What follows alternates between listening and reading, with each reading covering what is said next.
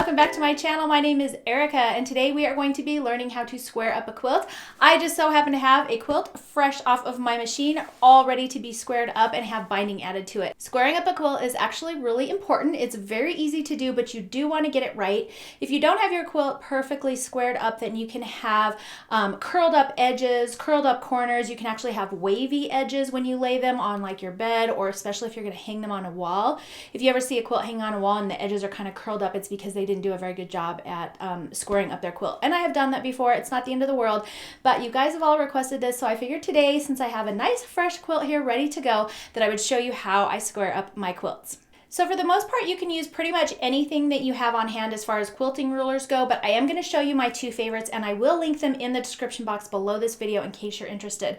So the first one that I definitely recommend is this one right here. This is my Creative Grids 15.5-inch square ruler. Square rulers are obviously very helpful for squaring up corners of quilts because they are perfectly square and they kind of take all of the guesswork out of your quilts. So I always use this one. I also use this one, which is probably my most highly used quilt ruler, and this is 6.5 by 24.5 inches, also by Creative Grids.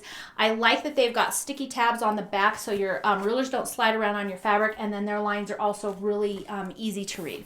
So these are the two quilt rulers that I use when I'm squaring up my quilts.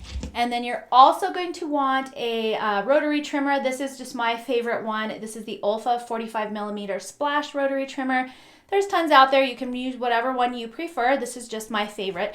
But these are my go-to supplies whenever I'm going to square up anything that I have quilted or sewn or anything like that. I always use these.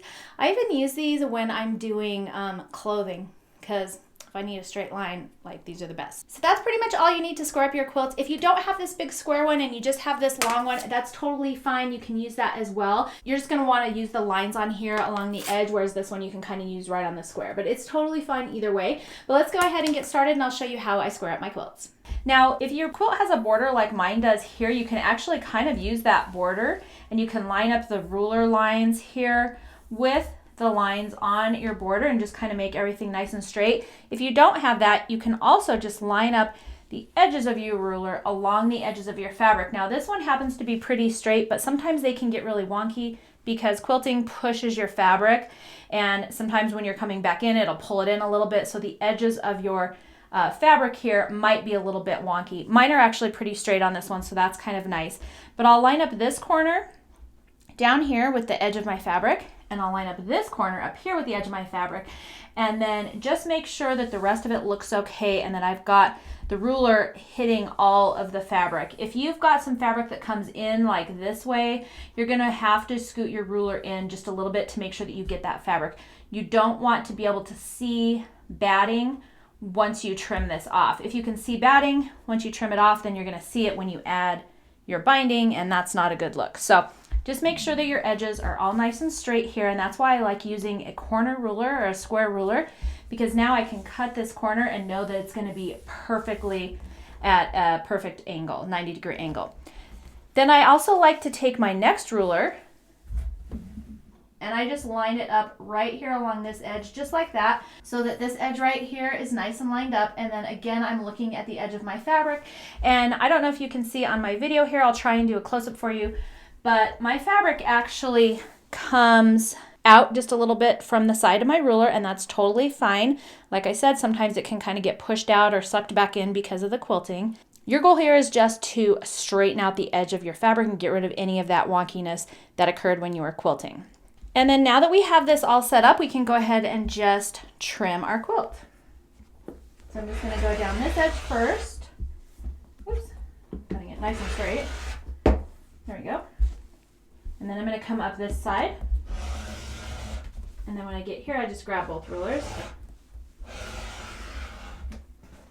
And now we have a perfectly straight corner edge down here. And I'm just going to repeat that process for the whole rest of this quilt. So I've just pulled my quilt top down a little bit, and then I'm just going to take my ruler and just line it up with this cut I already have. And again, line up this far corner. And then just make sure that I've got fabric covering all of that section, and I'll go ahead and just keep trimming.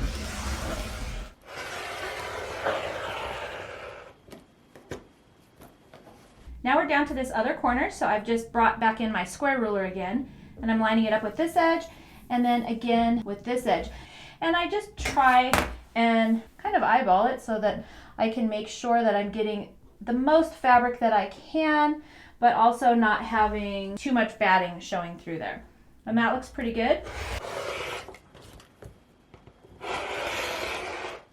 Okay, and now we have a nice square corner. So as you can see, I do have a little bit of batting showing right here from this square, and that's okay. That will get covered in my seam allowance. So I'm gonna go ahead and leave it like that. But for the most part, you want to make sure that you don't see any batting showing once you've cut your quilt. And I'm gonna repeat this process for the entire rest of the quilt. So again, on the longer sections, I'm going to be using this longer ruler. When I get to the next corner, I'm going to bring back out my square ruler, use that to square off that corner while making sure that my fabric is going to be covering all of that batting so that we don't see that when we add our binding. And then just quickly, I wanted to show you one corner without using the square ruler in case you don't have one. So I'll just trim all the way down to this far edge on one side, and then I simply turn my ruler to the side, and I'm just gonna line up one of these black marks right here with the edge of the quilt that way.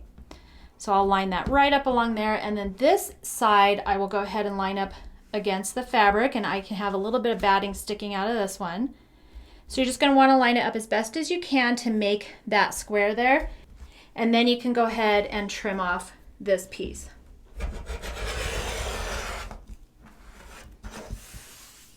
So you don't have to have the square ruler. As you can see, you can use one of these. The square makes it a little bit easier just to get around these big corners like this. But if you only have one that's like this one or even a smaller one, you can still use them. Just use those lines on your rulers to square up those corners. And here we go. As you can see, we have a perfectly squared up quilt and we're all ready to do some binding. And then lastly, I just take a look at my scraps. If it's something really skinny and just not worth saving like this, I will just toss that. But if it's a nice big piece like this, then I will just take it and tear it apart. Now there might be some stitching holding it on here and there on the edges, so I will just pull this all apart as far as I can. And then I'll just go back with a seam ripper and just pick those little stitches out. But that way I'm saving a relatively decent chunk of batting that I can use for straps for bags, and also a pretty good size piece of fabric. So I don't like to waste these. I do keep these strips in my scrap bin. All right guys, so that is it for today's tutorial. As you can see, this is a really easy project, but it is an important step in your quilting, so please don't skip it. You definitely want your quilts to be able to lie flat and nice and neat on any surface that you put them on. So this quilt is all done and ready to be bound, and I do have this binding all ready and prepared, so I'm gonna go ahead and get to that today. If you don't already follow me on Instagram, make sure that you do. I post all of my finished projects on there, and so you can see what this quilt is gonna look like when it's all done. So thanks so much for hanging out with me today. I hope you enjoyed it. If you did, please make sure to thumbs up and subscribe. That way I know to keep making fun videos for you. Thanks for hanging out with me today, and I will see you next time.